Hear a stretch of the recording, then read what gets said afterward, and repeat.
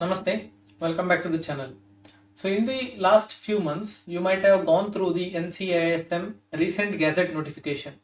We had made an extensively detailed video on the same, like maybe impact on the students, impact on the faculty, impact on the other systems, like working in the Ayush, especially the Ayurveda field. Everything we had covered in multiple parts. But certain gazette notifications are not even followed now. It looks as though they are just there for the purpose of documentation and no actions are taken basically. So we'll go through them one by one.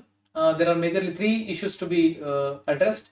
So we'll go through which are those gazette notifications which are not yet followed or not giving any proper response for the same. So kindly watch this till the end.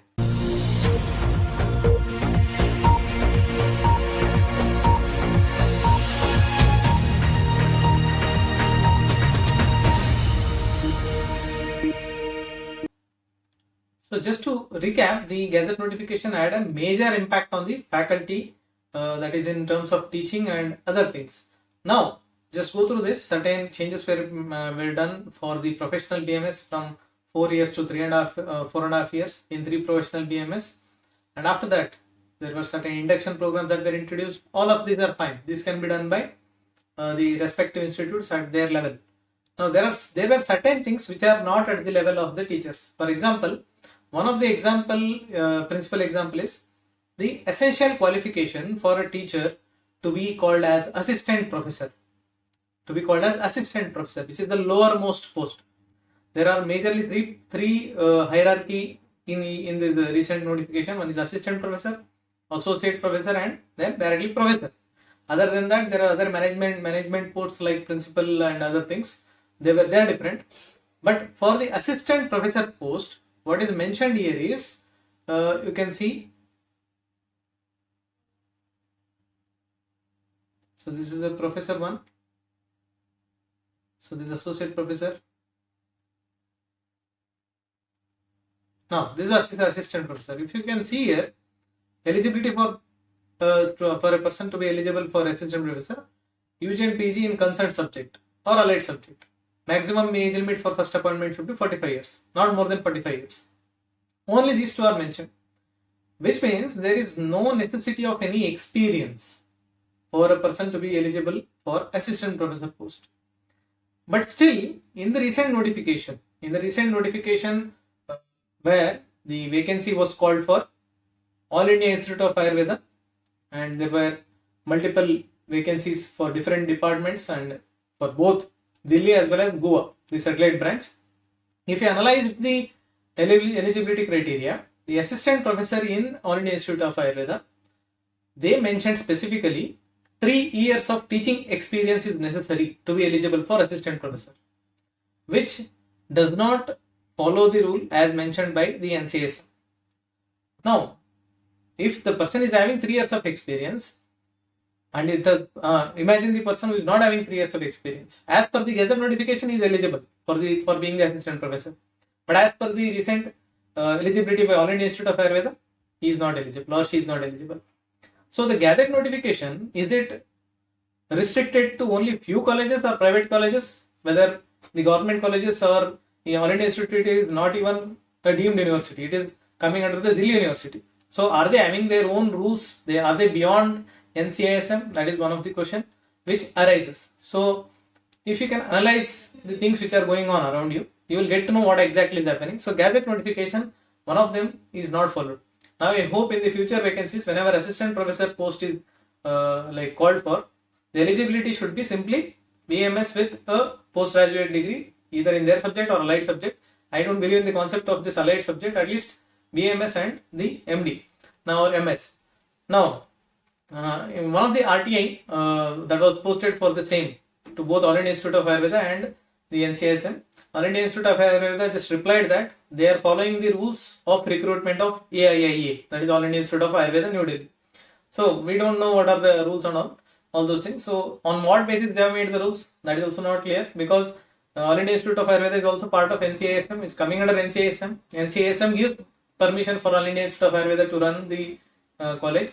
So on what basis they have done, I don't know. So this is one of the issues where the gazette notification usually gets neglected in certain areas and they do whatever they like. Next, the other thing, we'll go further. So these are all I think. This is one of the another important aspect.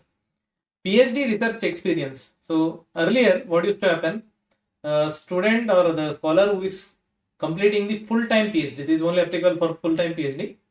Earlier, what used to happen was, when they used to complete 2 years of PhD, they used to get 1 year of teaching experience. When they used to where they used to have 3 years of full-time PhD, they used to get 2 years of teaching experience. So 1 year used to be the loss for that particular scholar. But later in the recent Gazette notification, they clarified and they made it very clear, and it was better from the scholar's perspective that the entire PhD duration can be considered as the teaching period or teaching experience, but maximum of 3 years. That was clearly mentioned. The point here is the documents which were required as per the notification were PhD seat allotment letter, proof of joining, and then proof of submission of thesis. Here, these were the 3 documents which were written clearly in the Gazette, could be considered as proof for showing 3 years experience for PhD as a teaching experience. Now, recently what happened in regarding one of the eligible candidate. So, his eligibility to particular institute was rejected because he did not complete his bio. He did not get the degree. He did not get the degree certificate from the university. Now, as per this notification, only this allotment letter, then joining and proof of submission, that is more than sufficient to have the research experience or teaching experience. But the recent one of the incident says the degree should be obtained from the university, then only the consideration of teaching experience will be done. Now what happens is, after PhD, soon after PhD completion, the certificate will not come from the university. There will be a gap of 6 months, 8 months, 12 months, depending on the external examiner who is going through the thesis. After that, there will be an open viva, and then there will be the provisional degree and then the original degree. So it all takes time. So imagine you are completing your PhD in 3 years. Completing in the sense submitting the PhD. It can happen that your PhD degree certificate may be with you maybe after 4 years, maybe after 5 years. So depending on how fast the university works. Now, until then, your PhD experience will not be counted. So especially the recent incident has made one candidate ineligible for one of the major posts. So again, here also we can clearly see the recent Gazette notification made a good change, that the entire experience can be considered as teaching experience. But again, documents required, what they have mentioned, is not followed. So if it is not followed, then why to write? That is my point. Whatever they want to write, let them follow. Otherwise, need not write as they wish and change it later as per their convenience. So that was another point. 2 points. And lastly, the major ones, that is the salary scale. So salary scale, what they mentioned for a private teacher should be minimum this much. So they clearly mentioned the scale of assistant, professor, pay scale, associate and professor and other things. But not even in 1% of the private institutes, this scale is not applied even now.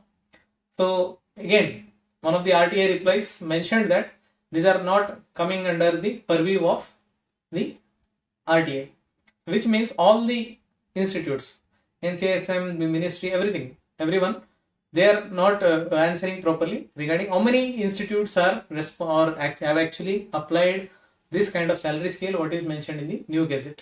Again, this is just on paper and nowhere it is followed.